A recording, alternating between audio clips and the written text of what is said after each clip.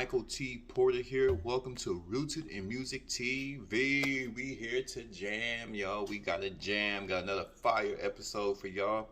Don't forget to hit that like button, that subscribe button, that share button. Pass me around. Pass me around. If you'd like to support the channel, Cash App, $ Michael US. Also check out website 250gemstones.com.co. Are y'all ready? Are y'all ready? Tupac. Blasphemy. That's what I got for y'all today. Blasphemy. Tupac, one of my greatest artists for many reasons, but I always remember. Remember the most about Tupac. He wasn't scared to live his mother effing life. That's right. He ain't scared to live. He ain't scared to talk to the women. He ain't scared to go get that money. He ain't scared to start wars. He ain't scared to go up against the government and put boots in Mr. Charlie's ass. He ain't scared to be influential. He ain't scared to be a real friend. He ain't scared to be a real nigga. He ain't scared to live life. One of the greatest artists of all time. A lot of people say he ain't lyrical. They don't know hip hop because in some instance, Tupac is hip hop in regard to the whole being well-rounded in hip hop lyrics, pushing black culture, pushing political agendas that help change the world and help shape the world into a better place. When you're talking about revolutionary, when you're talking about social ills and combating those social ills, when you talk about getting right with God, when you talk about giving your best in whatever that you do, when you talking about getting out the struggle, when you talking about getting out of poverty, when you talking about bringing black families together and bringing all families together around the world, you talking about phenomenon. When you talk about, there's big, there's major, there's universal, and there's phenomenons. Meaning you probably won't see another person like this for 1,000 years. You know what I mean? And there are just people that's not, and meaning that he's not. There's nobody that ever reset. It's just the age. He did all this by the time he was 25. 25. 7 years out of high school, were able to accomplish what he accomplished. And for the music, specifically only for the music, he took it serious. It was more than music. That's how I take music. I take music more than music. It's about helping people. It's about getting people through the day. It's about, that's why I resonated with Tupac so much. It wasn't so much the guns and the drugs and the bang bang, shoot him up, kill a nigga, kill the police, fuck the police, I'm a real nigga.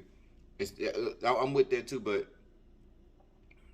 it's using music, weaponizing music to help others. And that's what I remember Tupac for.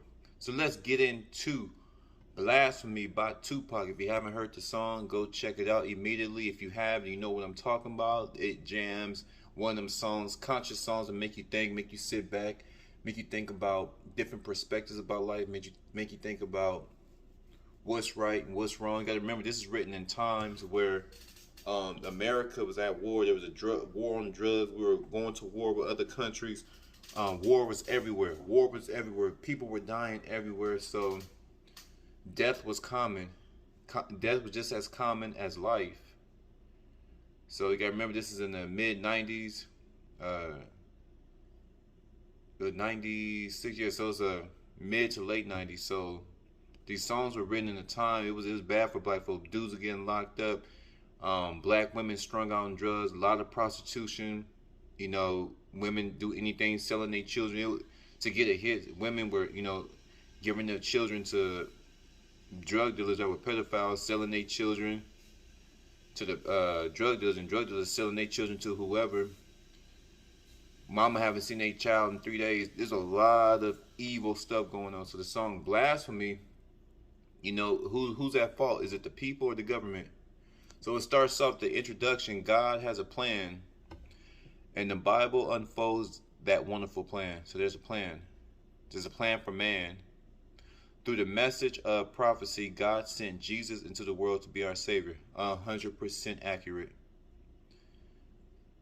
And that Christ is returning someday soon to unfold the wonderful plan of eternity for my life and your life.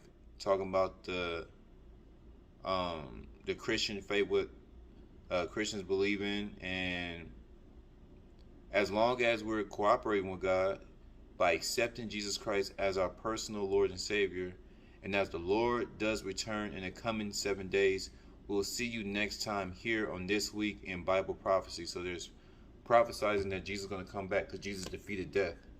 Jesus was the only one, not the only one. I think it was 2 people that defeated death and came back, but Jesus only has you only get to God through Jesus in the Bible and the Spirit. So you have to accept Jesus first, and then the Spirit, and then the Word. You have to accept the Word too. So it's they set the tone. The introduction sets the tone of what we're about to get into. And this is Tupac talking, still part of the introduction. Tupac, don't start that blasphemy up in here.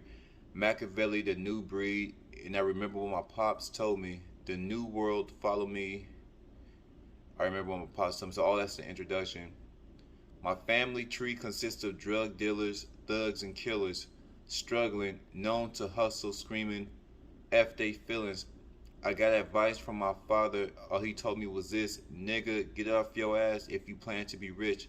There's 10 rules to the game, but I'll share with you 2. Can we get the other 8? Help us out, Pac. You know what? You done enough for us black folk. Real quick, I'm just address this. You have done so much for black folk, and I know you didn't feel appreciated while you was here. Niggas was shooting at you. You got hit up twice, probably more than that. Dudes were setting you up in your own clique. The government on your ass, niggas on your ass. Everywhere you go, the black women setting you up, lied on you, talking about you try to take her cookie. You have done so much for black folk, and every time you do, it's like the more you do for black folk, the more they put boots in your ass. R.I.P. Tupac, you done enough. We don't need another 8. You done enough. There's 10 rules to the game, but I'll share with you 2. No niggas gonna hate you for whatever you do. Now, rule 1, get your cash on MOB.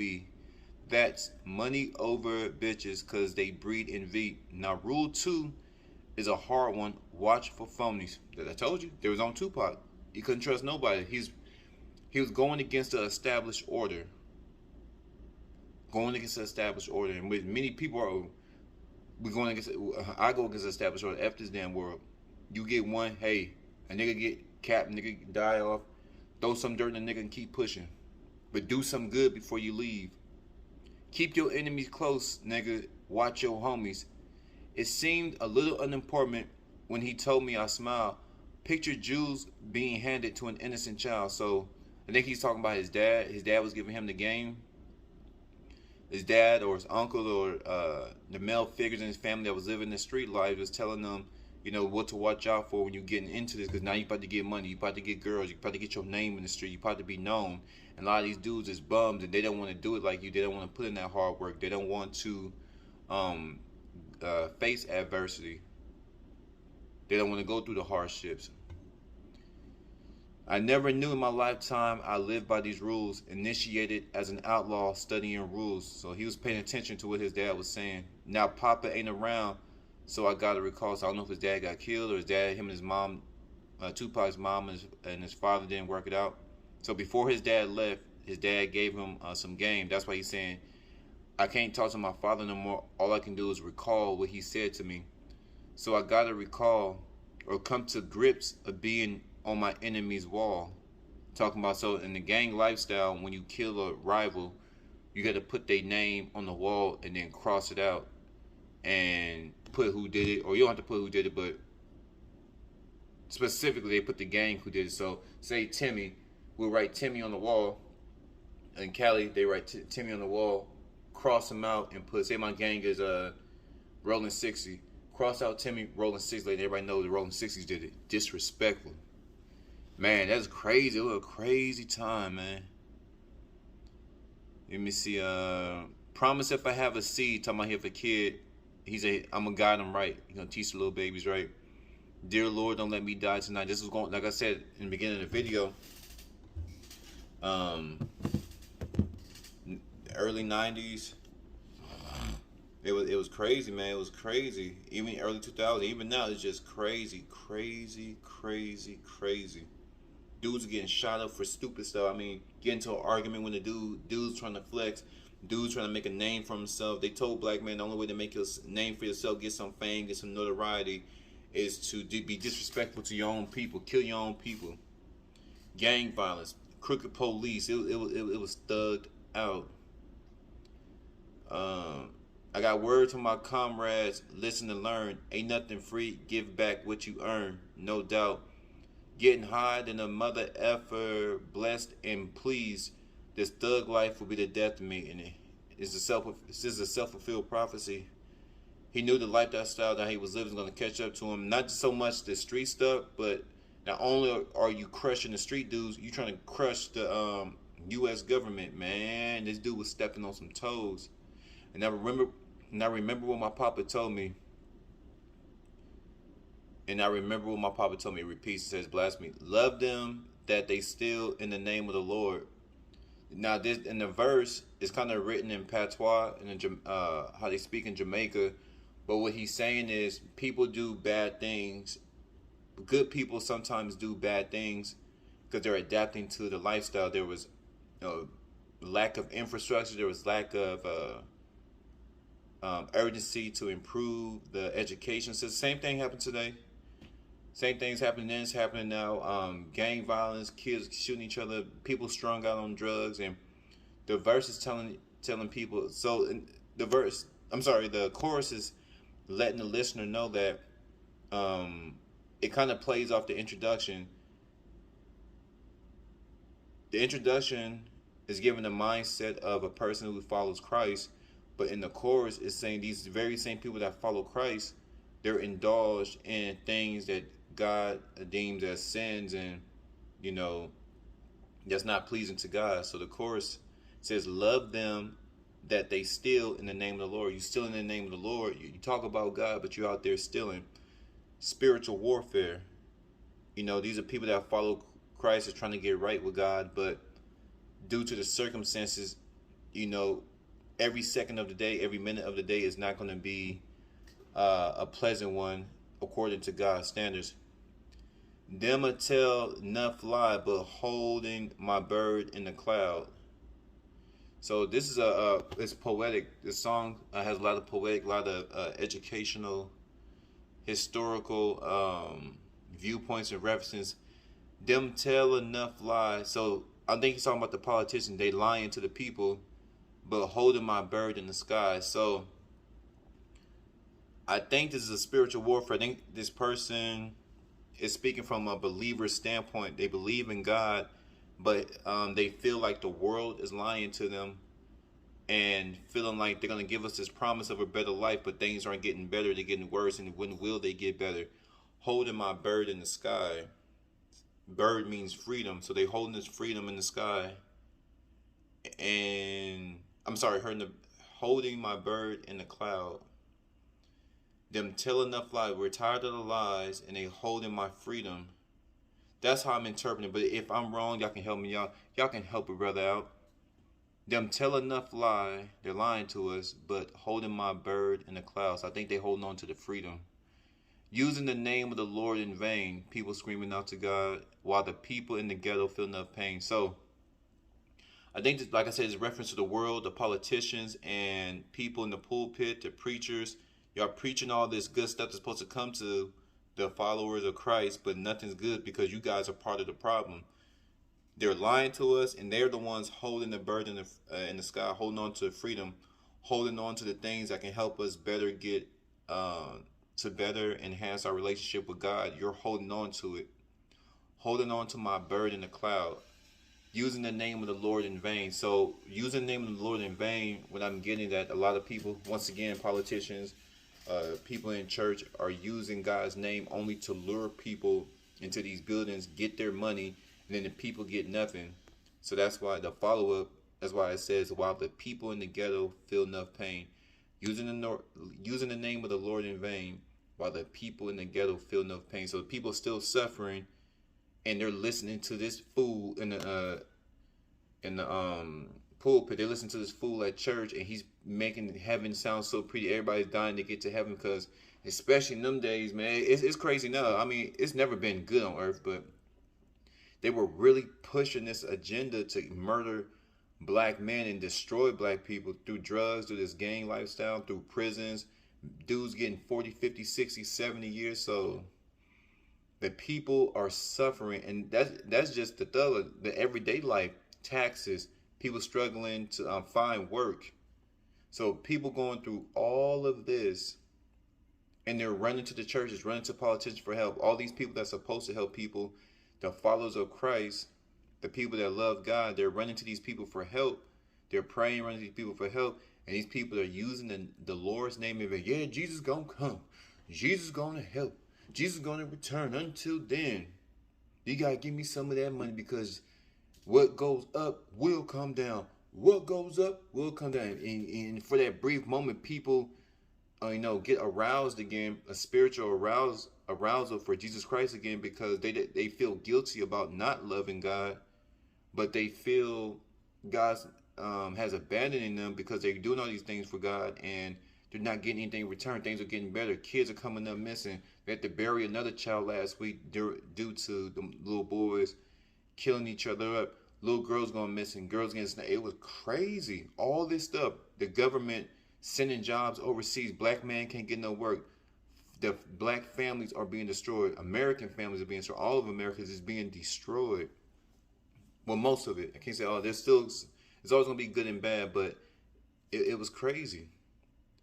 While the people in the ghetto feel enough pain, we probably in hell. Now, this is the second verse. We probably in hell already. Our dumb asses not knowing. That's what I'm saying. I heard this song a lot of times. I just love this song. Just to actually break down and talk about it. Just like give me chills sometimes, because he's breaking it down line for line. We probably in hell. That's why I said all the people are running to the politicians. They're running for the church. They're running towards the church and the bishops and the deacons and the pastor that we need help. And every time they run for help, all they get is empty promises. So we in hell. Everybody's kissing ass to go to heaven ain't going. Put my soul on it. I'm fighting devil niggas daily. Told y'all that was on Pac's ass. The government and the street niggas. Plus the media been crucifying brothers severely. And they said Tupac wasn't lyricist. Put my soul on it. I'm fighting devil niggas daily. Plus the media been crucifying brothers severely. Tell me I ain't God's son. Nigga, mama, virgin. We got addicted, had to leave the burbs. Back in the ghetto, doing wild shit. Looking at the sun don't pay. What he's saying is, you're in the ghetto, you are on your own. You have to find a way to get out. You're going to have to hustle. You got to do what you got to do. And some of the things that you're doing will not be in line with God, will not be within the lifestyle that God has set out for you. Doing wild shit. God doesn't call us to be wild. He calls us to be collected and calculated, mild-mannered, and understanding that there's a spiritual warfare, and the way we fight is through love and kindness and patience. Doing wild shit. Looking at the sun don't pay. Criminal mind all the time. Wait for judgment day. So, like I said, a lot of people that love God, they're in some terrible positions, and they just don't know how to get out. Because here's the thing. You got to get out that situation. Did you hear me? You got to get out this situation. You got to get your kids up out of here. Daddy's gone. The black, it was just crazy. The family structure. Dad's gone. Mama's alone with 2 kids, 3 kids, 4 kids, 5 kids. She's trying to get out. The black man's trying to get out the prison system, trying to get out the thing. Here's the thing. You do go to jail, do your time. You still have a record. And the employers were hard, man. The employer, well, you got a record. We can't hire you. You're a felon. You just got out 2 weeks ago. Yeah, but I paid my debt to society 20 years. I did 25 years, 30 years. I'm in my 50s. I got to eat. How am I supposed to eat? That's why in the beginning of this second verse, we are in hell. There's no matter what you do, you're going to suffer. This song, man, when you, they talking about Tupac with no lyrics. Okay. They say Moses split the Red Sea. I split the blunt and rolled the fat one. I'm deadly. Babylon, we were talking about the system. Coming from the Pharaoh kids. Retaliation, making legends off the shit we did. Still bullshitting. Niggas in Jerusalem waiting for signs. God promised. She's just taking her time. So he called God a she. But I don't think he meant that literally. He's saying that, okay, so y'all play with people's emotions. What I'm getting, how I got this on y'all. Let me know what y'all think about it. This is how I got it. Politicians, all these people, the system, the Illuminati, all these people play games on people's desires and intentions. Desires and intentions. Just like in the music industry, a person desire to be a big famous star, and they feed off your desire and they make you do things. They're trying to see how bad do you really want. If you really want it bad enough, you'll be forced, persuaded to do certain things. Same thing with beliefs. So many people believe there's a better place than here, which is there's a better place here after we die, and we can receive blessings while we're here on earth if we do certain things, as far as going to church, following God's law. But the people that's running these organizations don't even like God, but they want to hold you accountable. So in these last few lines, niggas in Jerusalem waiting for signs. God promised. She's just God's niggas in Jerusalem waiting for signs. God promised. She's just taking her time. God is calling God a she because it's blasphemous. But what he's saying is, I got it, was blasphemy that you using God's name in vain. In the chorus, using the Lord's name in vain was blasphemy. You're saying that I'm blasphemous for living the thug life. You're saying that I'm blasphemous for busting my gun. You're saying that I'm blasphemous for surviving. They're punishing people for surviving, punishing God's people, or even if you hate this, whatever. People gotta survive in this shit. This song is about survival, spiritual survival. How you gonna survive spiritually? Am I still right with God? How we gonna survive physically? It's blasphemy for the thug life that I'm living, but you luring souls away from God because you're robbing God's children through the church. You're robbing God's children through the political structure. All this narratives and propaganda. You're getting people's hopes up for change. Change is coming. Jesus Christ is coming. You're feeding off people's. You're praying. Praying off people's desires. Praying off people's desires, and so, but that's not blasphemy though. Living by the now while the water flows, I'm contemplating plots, wondering which door to go. Brothers getting shot, coming back, resurrected. It's just that raw shit, nigga, check it. And I remember what my papa told me. And it goes back to the chorus. Third verse. The preacher won't be buried. Why? Because I know he a liar. Have you ever seen a crackhead? That's eternal fire. You're talking about suffering. People are suffering. They need help. And the people that are supposed to help in our society are not helping at all. So the preacher, as I said, this is a warfare between a person who really loves God, but in society's eyes, they're evil. This is in the biblical days. Against the Pharisees and the disciples. The disciples actually love God, but society was trying to persuade the masses that the disciples and Jesus, there was something wrong with them because they're going against the established order that was set by the Jews and the Pharisees and the priests. Meanwhile, the established order that was set by the priests and the Jewish culture, they don't even believe in God. The very people that don't believe in God is trying to persuade society to criminalize and scrutinize people who actually love God. That's what I'm talking about, the propaganda and narrative.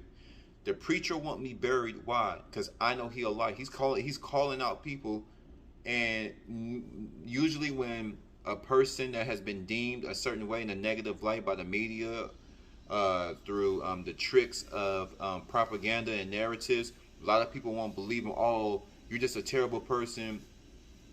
Example, if you live in a thug life or you're just a thug, these people are scholars, they go to school, they're preacher, he's preaching to the people. Who would dare talk to a preacher like that? Well, if the preacher ain't doing his damn job, his ass needs to be called out. Yank his ass off the pulpit. Jesus did it. Jesus was in there to start tearing stuff down. Look what you guys done to my father's home.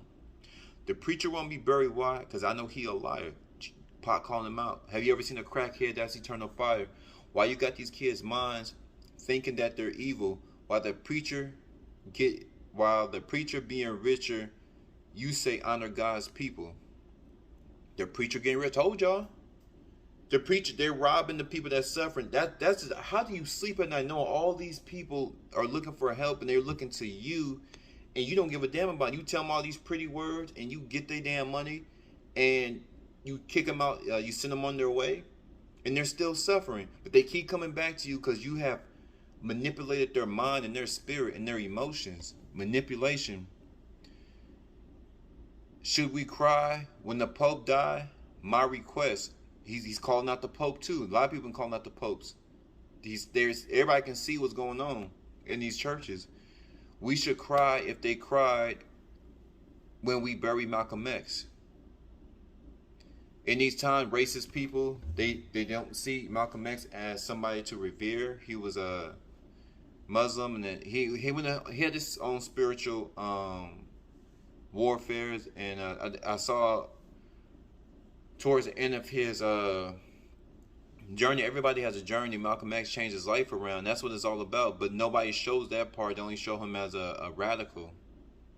Mama, tell me, am I wrong? Is God just another cop waiting to beat my ass if I don't go pop? Meaning there's an established order. They don't want people talking about what's really going on. They don't want everyday people talking about, you know, the society ills, the politicians. There's so much going on. They want people talking about it, and they really don't want nobody to change it either.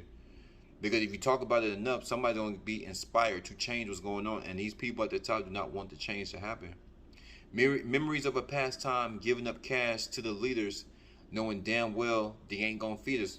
I mean, this is the whole song is about.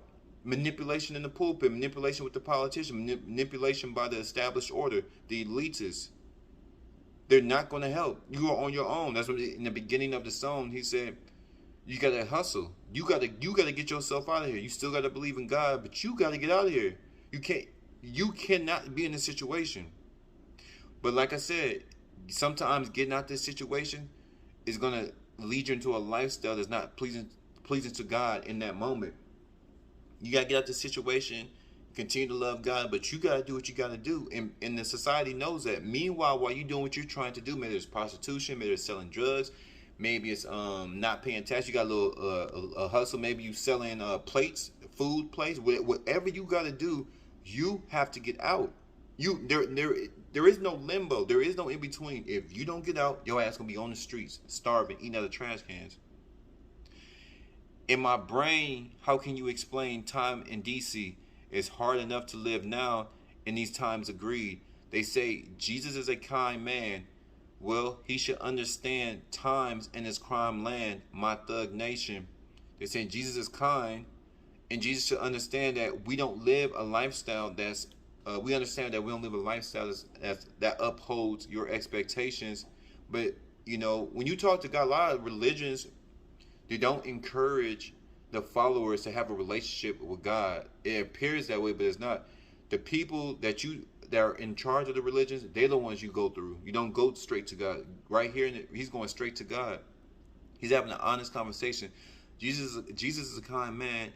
Well, he should understand times in this crime land. He should understand times in this crime land. Jesus should understand what we're going through. He's our God. He's our Savior. Well, in order to be a Savior, you got to understand that people need to be saved. That means people are not doing good.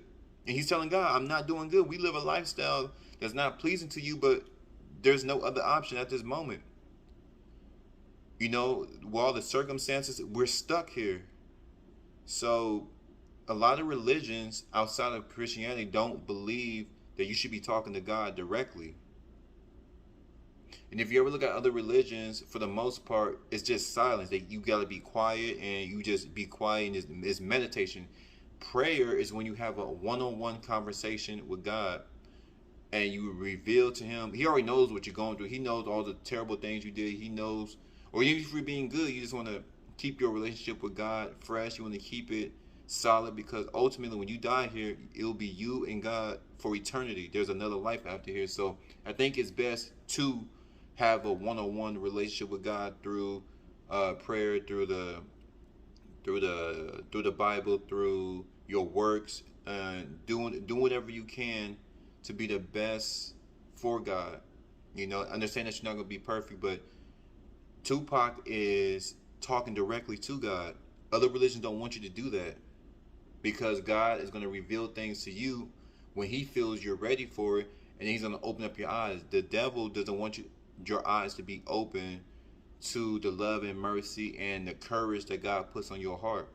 Jesus, Tupac is saying he should understand. Well, if he's our Savior, how come we can't talk to him? We should be able to talk to him, and Tupac is talking to him right here. Do what you gotta do, but know you gotta change, trying to find a way to make it out the game. I leave this and hope God can see my heart is pure. One-on-one conversation with God. And I encourage this for many people. One-on-one conversation with God. One-on-one. That's got to do that. Is heaven just another door? I leave this here. I leave this and hope God see my heart is pure. Is heaven just another door?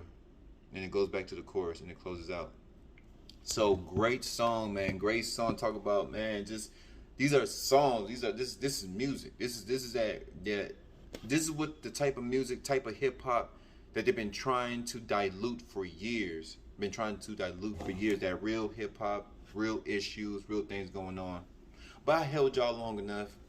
Tell me what y'all think of the song. It's one of my favorite songs. Tupac, one of my favorite artists of all time. I love music. I appreciate from the underground rap to indie to mainstream. As long as you're putting out good music, man, I'm gonna give you a chance. Thank you for tuning in to Rooted in Music TV. 250 gemstones. I'm gone.